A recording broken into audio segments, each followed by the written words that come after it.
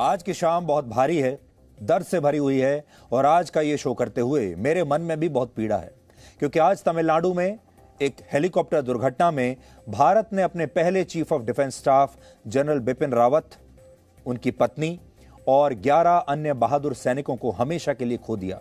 General Bipin Rawat कोई छोटे मोटे व्यक्ति नहीं थे, वो दुनिया की चौथी सबसे बड़ी सेना के चीफ ऑफ डिफेंस स्टाफ थे, जिनके एक इशारे पर 14.5 लाख सैनिक दुश्मन के घर में घुसकर सबक सिखाने की हिम्मत रखते थे।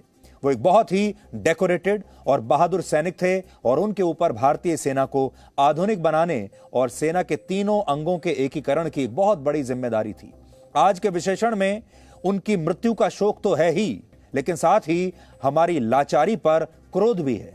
क्रोध इस बात का है कि दुनिया की इतनी बड़ी सैन्य महाशक्ति होते हुए भी हम अपने सबसे बड़े जनरल को एक सैनिक हेलीकॉप्टर में 50 किलोमीटर की, सोचिए सिर्फ 50 किलोमीटर की एक सुरक्षित यात्रा नहीं करा पाए। मी-17 V5 जैसे आधुनिक हेलीकॉप्टर के होते हुए भी, जिसके बारे में लोग कहते हैं कि यह हेलीकॉप्टर कभी क्रैश नहीं हो सकता, हम इस दुर्घटना को रोक नहीं पाए। और सवाल यह है क्यों। सबसे पहले आपको इस पूरी घटना की टाइमलाइन बताते हैं। आप पहले जानिए कि यह घटना हुई कैसे। जनरल बिपिन रावत और उनकी पत्नी मधुलिका रावत आज सुबह करीब 9 बजे दिल्ली से तमिलनाडु के कोयंबटूर के लिए रवाना हुए। उनके साथ इस विमान में 7 लोगों का स्टाफ भी था, जिनमें ब्रिगेडियर रैंक के अधिकारी भी थे। लगभग 2.5 घंटे बाद सुबह 11:30 बजे उनका विमान कोयंबटूर के सुलूर आर्मी बेस कैंप पर पहुंचा, जहां केवल 10 मिनट रुकने के बाद जनरल रावत, उनकी पत्नी और बाकी का स्टाफ वेलिंगटन के डिफेंस सर्विसेज स्टाफ कॉलेज के लिए रवाना हो गए, जो नीलगिरी जिले में कुन्नूर हिल स्टेशन से कुछ ही दूरी पर स्थित है और एक बहुत बड़ा एक ट्रेनिंग इंस्टीट्यूट माना जाता है, जहां भारतीय सेना और दुनिया भर के सेनाओं के बड़े बड़े अधिकारी यहां पर ट्रेनिंग लेने के लिए आते हैं। और आज जनरल रावत वहीं गए थे। इस मिलिट्री कॉलेज में जनरल बिपिन रावत एक लेक्चर देने के लिए जा रहे थे। सुबह ठीक 11:47 पर ये 9 लोग और बाकी 5 लोगों का एक क्रू, जिनमें 2 पायलट भी थे, ये सभी रशिया में बने मी-17 V5 हेलीकॉप्टर में वेलिंगटन के लिए रवाना हुए। लेकिन इसके आधे घंटे बाद ही 12:20 पर यह हेलीकॉप्टर क्रैश हो गया। और हमें यह भी पता चला कि क्रैश होने के बाद इस हेलीकॉप्टर में एक धमाका भी हुआ था। इस नक्शे की मदद से आप यह समझ सकते हैं कि हादसा किस इलाके में हुआ है। तमिलनाडु के कुन्नूर इलाके में यह हादसा हुआ है और यहां आप नक्शे पर समझ लीजिए यह हादसा कैसे हुआ।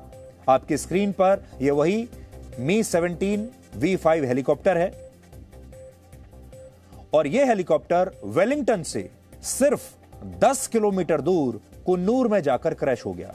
कुन्नूर से नीलगिरी के पहाड़ों और वहां पर टी एस्टेट्स की शुरुआत हो जाती है, यानी यह इलाका जंगल के बीचों बीच है और बहुत घना है। यहां पर ऊंचे ऊंचे पेड़ हैं, वृक्ष हैं और यहां तुरंत मदद पहुंचाना आसान काम नहीं है घने जंगलों की वजह से। और शायद यही वजह है कि जब यह हेलीकॉप्टर क्रैश हुआ, वहां स्थानीय लोगों को पहुंचने में भी बहुत समय लग गया और रेस्क्यू ऑपरेशन 1 से 1.5 घंटे के बाद ही शुरू हुआ।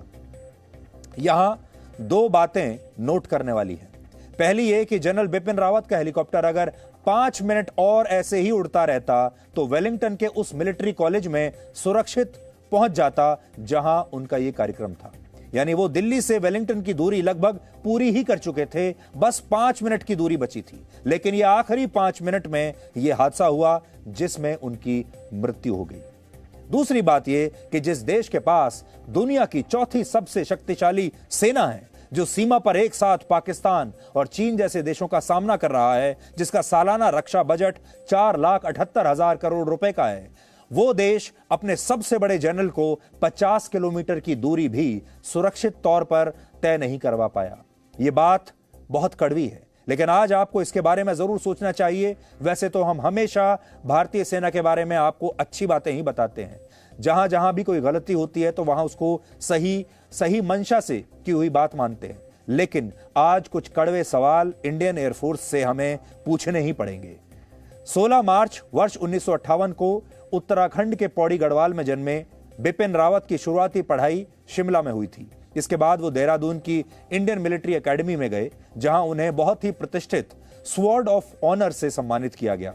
सेना में यह सम्मान उस कैडेट को मिलता है जो ट्रेनिंग के दौरान सबसे शानदार प्रदर्शन करता है। जनरल बिपिन रावत ने मेरठ के चौधरी चरण सिंह विश्वविद्यालय से इसके बाद पीएचडी की डिग्री ली, यानी वो डॉक्टरेट कर चुके थे। आप उन्हें डॉक्टर बिपिन रावत भी कह सकते हैं। वो आगे की पढ़ाई और ट्रेनिंग के लिए अमेरिका के army command and general staff college गए और उन्होंने इसी विलिंगडन के डिफेंस सर्विसेज स्टाफ कॉलेज से भी एमफिल की पढ़ाई की थी। यह वही कॉलेज है जहां आज वो लेक्चर देने के लिए जा रहे थे, लेकिन पहुंच नहीं पाए। इसी कॉलेज में उन्होंने पढ़ाई की है। सोचिए, जीवन कितनी अनिश्चितताओं से भरा होता है। जनरल बिपिन रावत ने कभी यह सोचा नहीं होगा, हमने भी कभी यह कल्पना नहीं की थी कि वेलिंगटन के जिस मिलिट्री कॉलेज में वो सेना का अफसर बनने की ट्रेनिंग ले रहे थे, एक दिन उसी कॉलेज में लेक्चर देने के लिए जाते समय उनका हेलीकॉप्टर क्रैश हो जाएगा और उनका जीवन वहीं समाप्त होगा। जनरल रावत केवल 20 वर्ष के थे जब उन्होंने भारतीय सेना ज्वाइन की थी। यह बात वर्ष 1978 की है। उस समय वो सेना में सेकंड लेफ्टिनेंट के पद पर थे। इसके बाद वो लेफ्टिनेंट बने, फिर सेना में ही उन्हें कैप्टन और मेजर की रैंक मिली और वर्ष 2007 में ब्रिगेडियर बनने के 10 साल बाद वर्ष 2017 में उन्हें भारत की थल सेना का अध्यक्ष बनाया गया। अपने 43 वर्षों की सेवा में उन्होंने कई ऐसे ऑपरेशंस को अंजाम दिया जिनमें जान जाने के पूरे आसार थे, जान जा सकती थी। बहुत रिस्की ऑपरेशंस थे।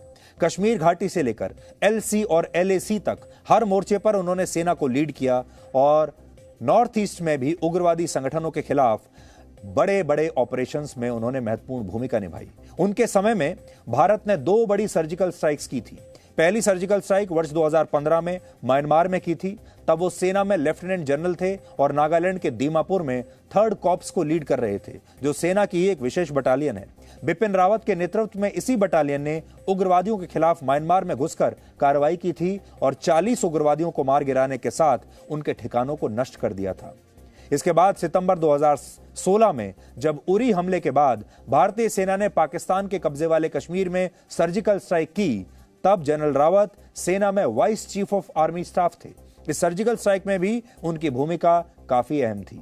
जनरल रावत देश के पहले चीफ ऑफ डिफेंस स्टाफ थे।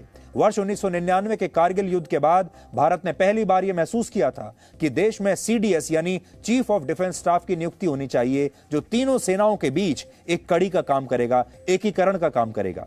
लेकिन सीडीएस की नियुक्ति में 20 वर्ष लग गए और 1 जनवरी 2020 को जनरल बिपिन रावत को देश का पहला सीडीएस नियुक्त किया गया। लेकिन यह दुर्भाग्यपूर्ण है कि देश के पहले सीडीएस की आज इस तरह से मृत्यु हो गई। अब हम आपको 4 पॉइंट्स में समझाते हैं कि भारत के लिए जनरल बिपिन रावत की मृत्यु के क्या मायने हैं। भारत को उन 4 दशक लंबे सैन्य अनुभव की बहुत कमी खलेगी।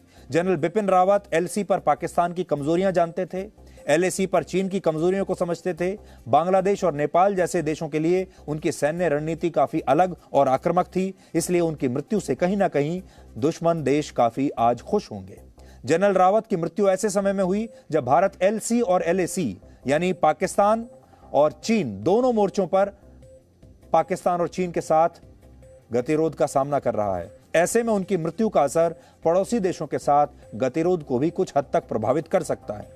बतौर सीडीएस वो तीनों सेनाओं के बीच संतुलन को बनाकर रणनीतियां तैयार कर रहे थे। अब उनके बाद देश के सामने नए सीडीएस को नियुक्त करने की चुनौती होगी, जो तीनों सेनाओं को एक साथ लेकर चल सके। और उनकी मृत्यु से अंतर्राष्ट्रीय स्तर पर भारत की छवि को बहुत धक्का लगेगा। इससे दुनिया में यह संदेश जाएगा कि जिस देश के पास दुनिया की 4थी सबसे शक्तिशाली सेना है, वो देश अपने सबसे बड़े जनरल को बचा नहीं पाया और इस तरह एक भूल के कारण कह लीजिए, एक गलती के कारण कह लीजिए, जिसकी की जांच के बाद पता चलेगा, आज हमारे देश ने अपने सर्विंग सीडीएस को इस तरह से खो दिया और उनके साथ हमारे बाकी के जो बहादुर सैनिक हैं उन्हें भी इस तरह से खोया। जनरल रावत जिस हेलीकॉप्टर में सवार थे वो कोई पुरानी पीढ़ी का पुराना हेलीकॉप्टर नहीं है। आज की तारीख में दुनिया के 60 देश इस सीरीज के 12,000 से ज्यादा हेलीकॉप्टर्स को इस्तेमाल कर रहे हैं। और ये जो हेलीकॉप्टर है जिसके जो आपकी स्क्रीन पर है, इसे कहते हैं Mi-17 MI-17 V5। ये रशिया में बना हुआ हेलीकॉप्टर है और इस हेलीकॉप्टर को चीन, श्रीलंका और इंडोनेशिया जैसे देश इस्तेमाल करते हैं, क्योंकि इसकी गिनती दुनिया के सबसे एडवांस्ड हेलीकॉप्टर्स में की जाती है। तो फिर यह क्रैश कैसे हुआ? अधिकतम 250 किलोमीटर प्रति घंटा की रफ्तार से उड़ने वाला यह हेलीकॉप्टर मुश्किल से मुश्किल परिस्थितियों और खराब मौसम में भी ऑपरेट कर सकता है, ऐसा इसके मैनुअल में लिखा हुआ है। इसे लैंडिंग के लिए हेलीपैड की जरूरत नहीं होती। ये ऊबड़ खाबड़ जगहों पर, मुश्किल जगहों पर आसानी से लैंड करता है और वहां मदद भी पहुंचा सकता है। तो फिर आज क्या हुआ था?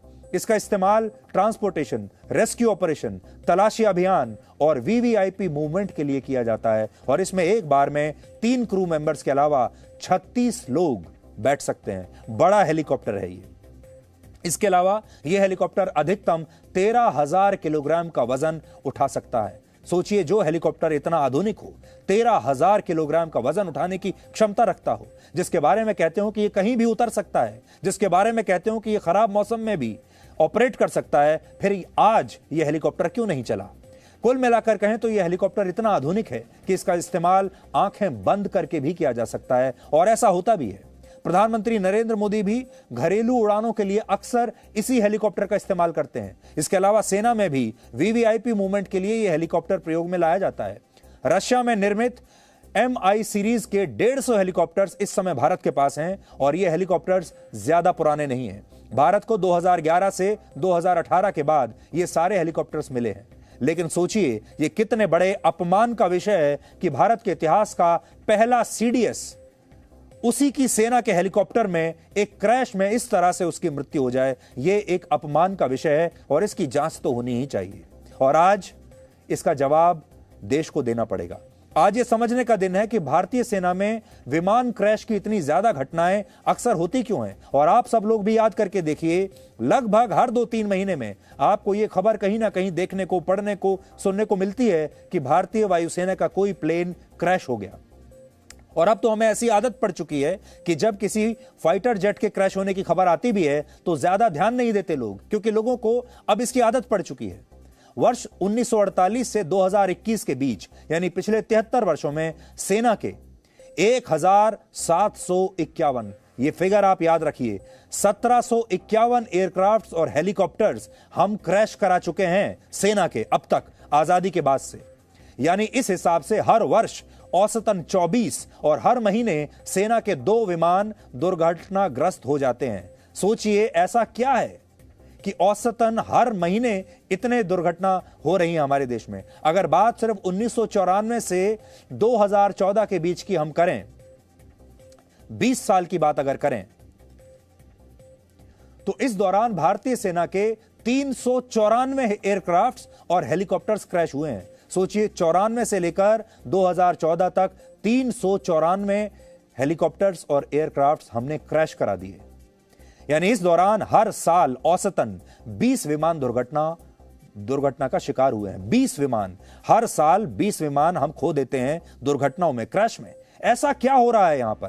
कहने का मतलब यह है कि भारत में विमानों के क्रैश होने का सिलसिला आज भी बदला नहीं है। आजादी के बाद शुरुआती वर्षों में भी इसी तरह सेना के विमान दुर्घटनाग्रस्त होते थे, और आज आधुनिकता के इस दौर में भी ये दुर्घटनाएं रुकी नहीं है, जबकि दूसरे देशों में ऐसा नहीं है। तो आज एक बड़ा सवाल यह है कि क्या जनरल रावत की और हमारे बाकी के बहादुर सैनिकों की जान बच सकती थी? क्या यह लापरवाही है? यह क्या है? या यह एक षड्यंत्र है? उदाहरण के लिए भारत, रशिया और चीन, तीनों ही ये देश जो हैं, भारत, रशिया और चीन, तीनों देश सुखोई लड़ाकू विमान का इस्तेमाल करते हैं। तीनों के पास सुखोई हैं जो रशिया में बनते हैं। लेकिन सोचने वाली बात यह है कि भारत में वर्ष 2009 से 2015 के बीच यही सुखोई विमान 6 बार क्रैश हुआ, जबकि इसी समय अवधि में रशिया और चीन में इस विमान के क्रैश होने की 1-2 घटनाएं ही सामने आई, जबकि इन दोनों देशों के पास भारत से कहीं ज्यादा सुखोई लड़ाकू विमान है। कुछ वर्ष पहले भारत ने दुनिया का सबसे आधुनिक और सबसे बड़ा ट्रांसपोर्ट विमान C-130J सुपर हरक्यूलीज खरीदा था। उस समय अमेरिका से ऐसे कुल 6 विमान खरीदे गए थे जिनकी कीमत 7,000 करोड़ रुपए थी, यानी एक विमान लगभग 1150 करोड़ रुपए का था। और इस विमान की खासियत यह थी कि इन्हें लैंडिंग के लिए हवाई पट्टी की भी आवश्यकता नहीं पड़ती, ये हर मौसम में ऑपरेट कर सकता है। अमेरिका की जिस कंपनी ने इस विमान को बनाया है वो ये कहती है कि इस विमान को इस तरह से डिजाइन किया गया ताकि ये मुश्किल से मुश्किल हालात में भी क्रैश होने से खुद को बचा ले, यानी ये क्रैश नहीं हो सकता, ऐसी इसकी बनाने वाली कंपनी कहती है। और भारत को छोड़कर जिन देशों में ये एयरक्राफ्ट इस्तेमाल होता है वहां इसके क्रैश होने की कोई घटना नहीं हुई। लेकिन भारत के मामले में ये तस्वीर भी अलग है। भारत में वर्ष 2014 में ही एक C-130J सुपर हरक्यूलिस विमान क्रैश हो गया। इस हादसे में 5 लोगों की मृत्यु हुई थी और भारत सरकार ने अपनी जांच रिपोर्ट में यह माना था कि यह हादसा पायलट की गलती की वजह से हुआ क्योंकि उसकी ट्रेनिंग में कुछ कमियां थी। वर्ष 2017 में भी इसी सीरीज का एक और विमान गड़बड़ी की वजह से लैंडिंग के दौरान दुर्घटनाग्रस्त हो गया है। सोचिए, दुनिया का सर्वश्रेष्ठ विमान बताया जाता है जो कहीं भी लैंड कर सकता है, उस विमान को भी हमने क्रैश करा दिया। सोचिए, जो विमान दूसरे देशों में कभी क्रैश नहीं हुआ वो भारत में आकर हार गया और यहां क्रैश हो गया।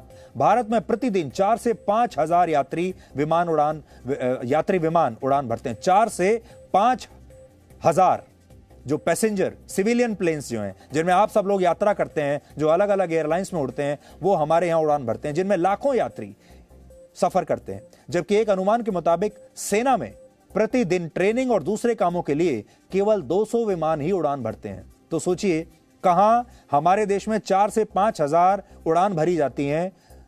अगर आप सिविल एविएशन की बात करें, ये भी तो विमान ही है, और अगर आप सेना की बात करें, वायुसेना की बात करें, तो उसके मुकाबले हमारे यहां 200, लगभग औसतन 200 उड़ानें प्रतिदिन भरी जाती हैं। हालांकि यह संख्या कम और ज्यादा भी हो सकती है, एक औसत हमने आपके लिए आज निकाला है, लेकिन इसके बावजूद यात्री विमानों की तुलना में सेना के विमान कहीं ज्यादा क्रैश होते हैं। 1945 से 2021 के बीच पिछले 76 वर्षों में 95 यात्री विमान क्रैश हुए हैं। जो पैसेंजर प्लेन्स जो होते हैं वो 95 प्लेन क्रैश हुए हैं भारत में आजादी से लेकर अब तक, जबकि इसी समय अवधि में सेना के 1751 विमान क्रैश हो चुके हैं। आप तुलना देख लीजिए दोनों की, दोनों ही विमान है। किसी भी देश में जब कोई यात्री विमान क्रैश होता है तो इस विमान में तकनीकी खामियों की तुरंत जांच होती है। कई मामलों में जांच होने तक उस सीरीज के, उस कंपनी के यात्री विमान के इस्तेमाल पर प्रतिबंध लगा दिया जाता है। जैसे वर्ष 2018 में बोइंग 737 मैक्स सीरीज के 2 यात्री विमान क्रैश हो गए थे, जिसके बाद भारत समेत ज्यादातर देशों ने इसके इस्तेमाल पर प्रतिबंध लगा दिया था। लगभग 1.5 साल तक ये विमान रनवे पर ऐसे ही खड़े रहे, उड़ाया नहीं गया इन्हें। लेकिन सेना में इस प्रक्रिया को शायद अपनाया नहीं जाता। उदाहरण के लिए भारत में वर्ष 2012 तक मिग सीरीज के 872 में से 482 विमान क्रैश हो गए। 872 में से 482 विमान क्रैश हो गए। आधे से ज्यादा समय के साथ ये दुर्घटनाग्रस्त होते चले गए। लेकिन इसके बावजूद इन विमानों का इस्तेमाल कई दशकों तक हम ऐसे ही करते रहे, हमने इनको रोका नहीं। वर्ष 2016 में जी न्यूज की एक टीम इसी मी-17 हेलीकॉप्टर पर सवार हुई थी और हमारी टीम ने हवा में उड़ान भरते हुए इस हेलीकॉप्टर की शक्तियों को बहुत करीब से देखा था, इसके फीचर्स को बहुत करीब से देखा। आपको ये रिपोर्ट देखकर आज हुई दुर्घटना पर यकीन नहीं होगा और आप सोचेंगे कि इतना शक्तिशाली हेलीकॉप्टर जिसे आंखें बंद करके उड़ाया जा सकता है, वो अचानक से क्रैश कैसे हुआ और इस दुर्घटना ने देश के इतने बड़े जनरल की जान कैसे ले ली। मी-17 V5 की सबसे बड़ी खासियत यह है कि किसी भी मौसम में ये चॉपर उड़ान भर सकता है। कई बार ऐसे सिचुएशन आते हैं जब इमरजेंसी इवैक्यूएशन की जरूरत पड़ती है, जवानों को निकालना पड़ता है, या कई बार ये भी देखा जाता है कि जब जवान नक्सल ऑपरेशन के दौरान घायल होते हैं तो सही वक्त पर ऐसे चॉपर न होने से जवानों की जान बचानी मुश्किल हो जाती है।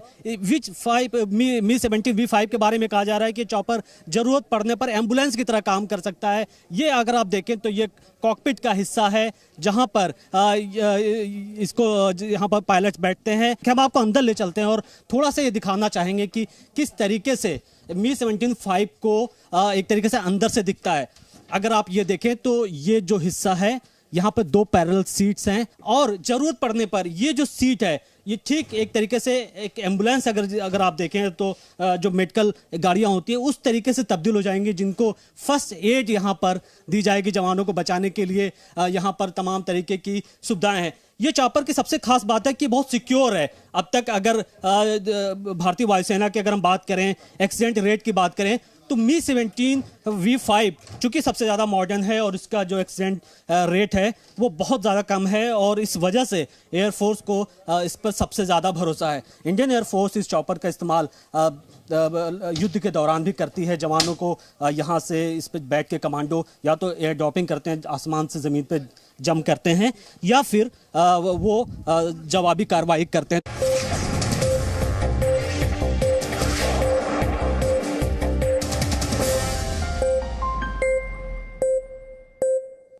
Presenting B News app, available on Google Play and App Store. Download it now.